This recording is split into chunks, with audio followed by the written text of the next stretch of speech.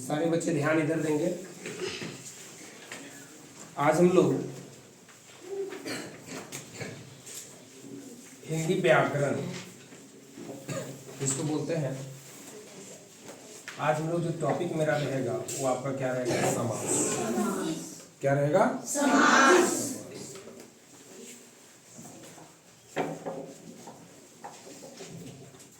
तो आज हम लोग जानेंगे कि समास का मतलब क्या होता है और समास किसे कहते हैं, समास के कितने भेद। ठीक है, बड़ा अच्छा टॉपिक है और इससे रिलेटेड आपका जो बहुत सारा क्वेश्चन आता है कि आपको दे देता है कि जैसे दे दिया आपको रसोई घर, आपको पूछा जाएगा कौन समास है, नहीं राजकन्या कौन समास है। तो जब तक इसको हम लोग सही ढंग से नहीं पढ़ेंगे, सही ढंग से इस पे हम लोग चर्चा नहीं करेंगे तो आपको समास समझ में नहीं आएगी। लेकिन एक बार आज इस टॉपिक पे हम लोग चर्चा कर रहे हैं, अगर इस पे अगर थोड़ा सा हल्का सा ध्यान लगा देंगे तो आपका क्या होगा कि समास आज हम लोग बहुत आसानी तरीके से सीख जाएंगे। आपको समास जो है ऐसा नहीं लगेगा कि समास है क्या।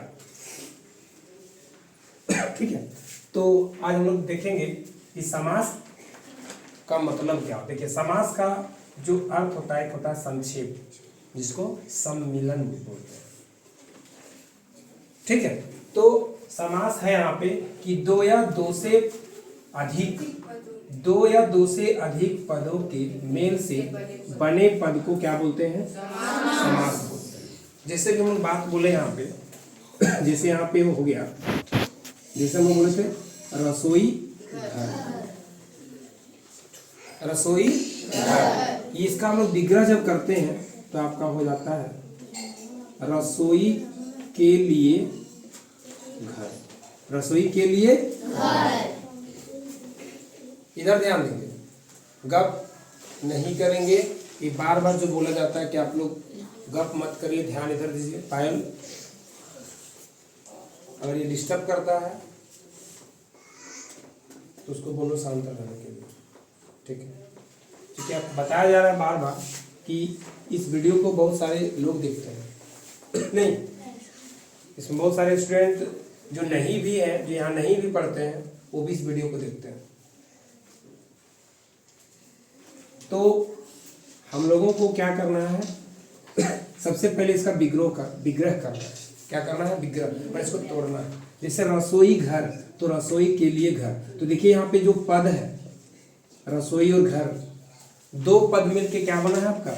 रसोई घर। अब बीच में होता है विभक्ति चिन्ह।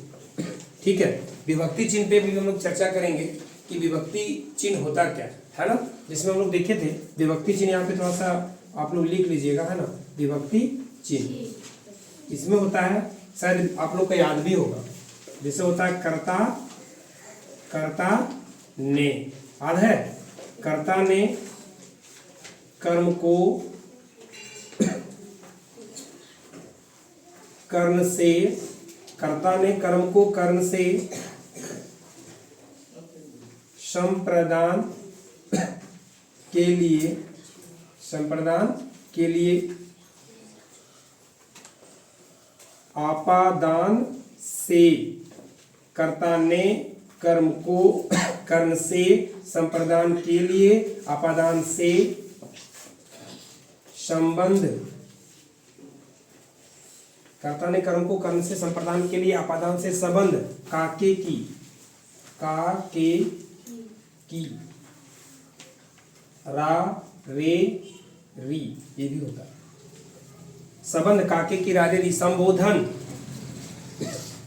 संबोधन इसका होता है हे, हो, अरे और अजी। क्या बच गया?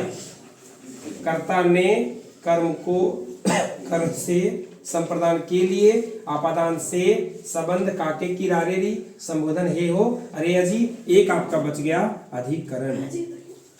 क्या हो गया? अधिकरण। अधिकरण हो गया में पे पर। इसको याद कर लें। इसको जब हम लोग याद कर लेंगे तो क्या होगा कि आपको विभक्ति चिन्ह पहचानने में दिक्कत नहीं होगा। ठीक है, अभी हम लोग एकक समास के बारे में पढ़ेंगे। ठीक है, तो हम लोग जान गए कि दो या दो से अधिक पदों के मेल से बने पद को समास कहते हैं। समास के क्या है, कुछ इसकी विशेष विशेषताएं हैं, मतलब इसकी कुछ विशेषताएं हैं, यानी समास की कुछ इंपॉर्टेंस है। क्या है, ध्यान देंगे कि समास में कई पदों का मेल होता है, सिर्फ एक नहीं।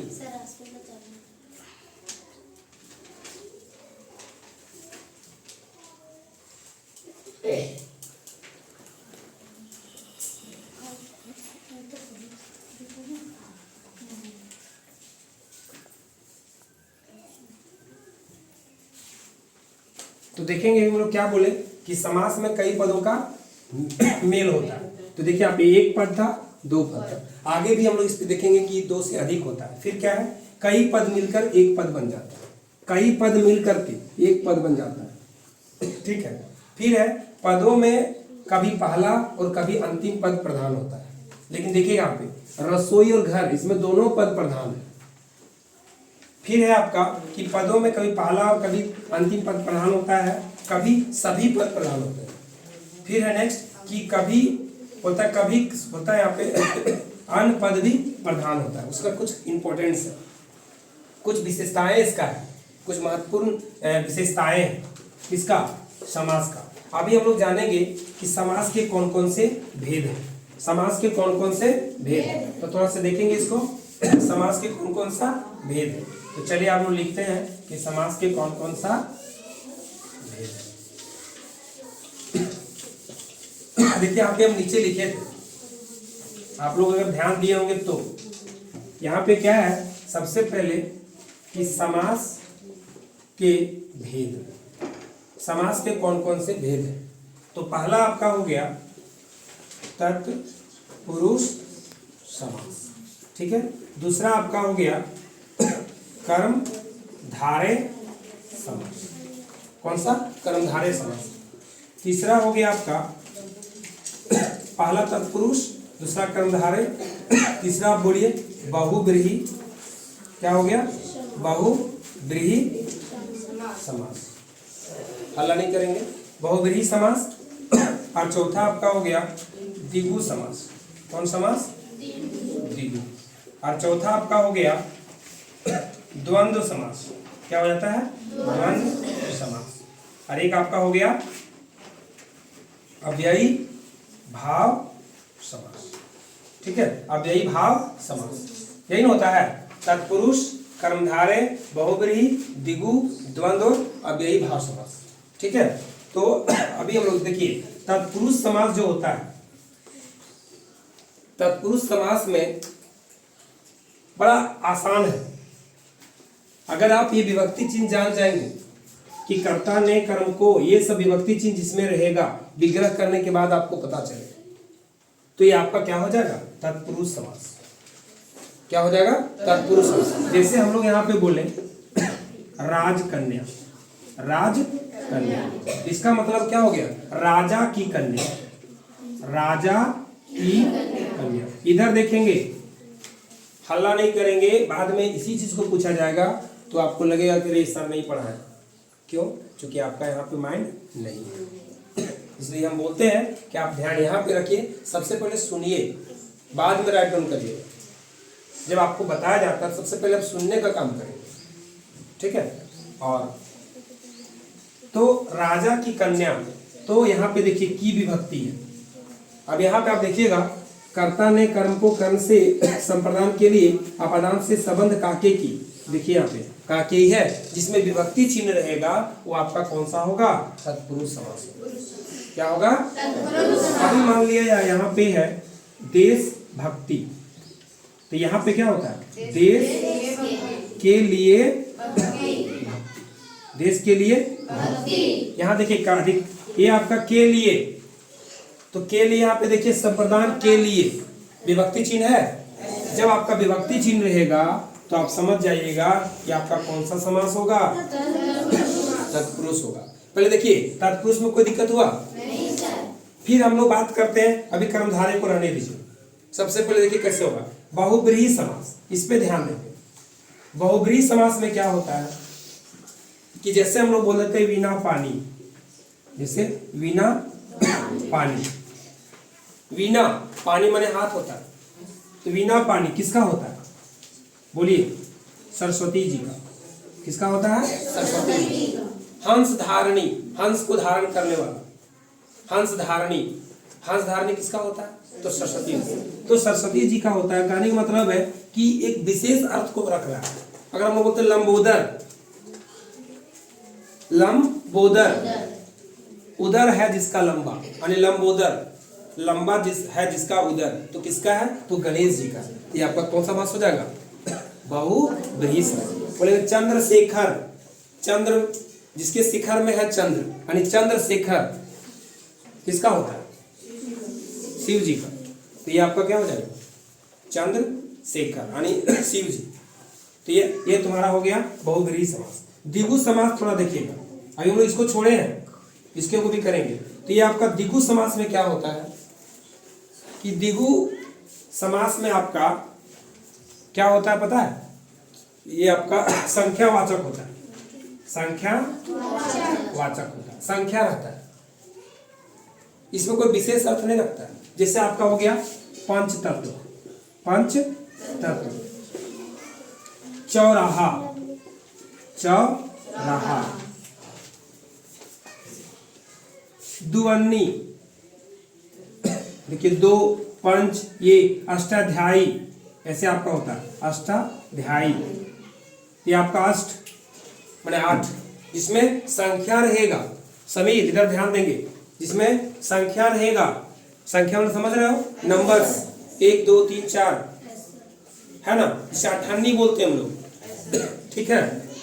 तो ये आपका क्या हो जाएगा? द्विगु समास हो जाएगा। कौन समास हो जाएगा? द्विगु समास, जिसमें नंबर्स रहेगा।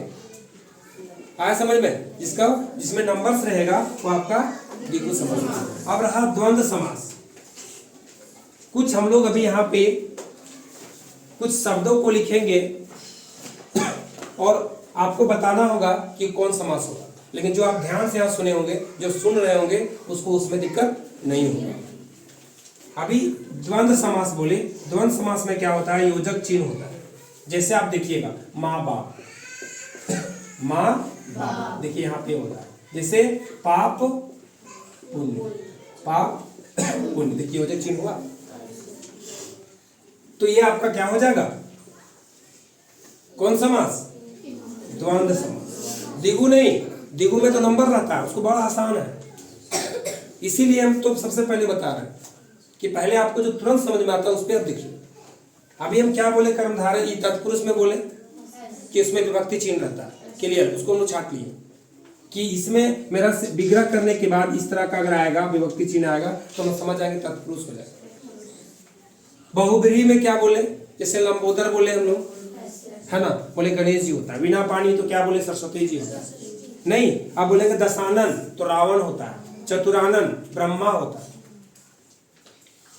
तो ये आपका क्या हो जाएगा? बहुब्रीहि समास। क्या कोई दिक्कत? आगे देखिए द्विगु में क्या बोले हम कि संख्यावाचक रहता है, बहुत आसान है। जैसे चौराहा बोल दिए, पंचतत्व बोल दिए, नहीं, ये आपका क्या होगा? अब बोलेगा दशानन, 10 भी है लेकिन विशेष अर्थ रख रहा है, लेकिन पंचतत्व में क्या विशेष रख रहा है? नहीं, तो ये आपका क्या हो जाएगा? द्वंद्व हो जाएगा। अव्ययी भाव में क्या होता है? इसको देखिएगा, इसमें आपका होता है, जैसे हो गया तुम्हारा प्रतिदिन, प्रतिदिन, प्रति मास, अथा शक्ति, अथा शक्ति, अथा संभव, इस तरह का जब शब्द आता है तो आपका क्या हो जाएगा? अव्ययी हो जाएगा। अब कर्मधारय रहा, सब हम लोग कर लिए। कर्मधारय समास में क्या रहा कि इसमें जैसे हो गया कमल नयन, ध्यान देंगे आप, कमल नयन मतलब कमल के समान नयन, कमल के समान नयन, देख रहे हो? कंपैरिजन कर रहे हो, उसके समान। नील कमल, नील कमल। देखिएगा एक चीज यहाँ पे क्या है, नील, नील कमल, नीला है जो कमल, क्या, तो ये आपका क्या होगा, कर्म धारय समास होगा। देखिएगा थोड़ा सा हम कुछ यहाँ पे लिखा रहे हैं, कुछ समास को यहाँ पे देखिए, आप अपने से बताइएगा कि आपका कौन सा समास होगा। एक मिनट जरा सा देख रहे हैं। जैसे देखिए यहाँ पे है, कुछ दिया हुआ है, तो इसको देख लिए होंगे कौन समास, हम लोग पहले भी लिखे थे इसको। अभी देखिएगा इस पे हम कुछ समास को यहाँ पे लिखेंगे।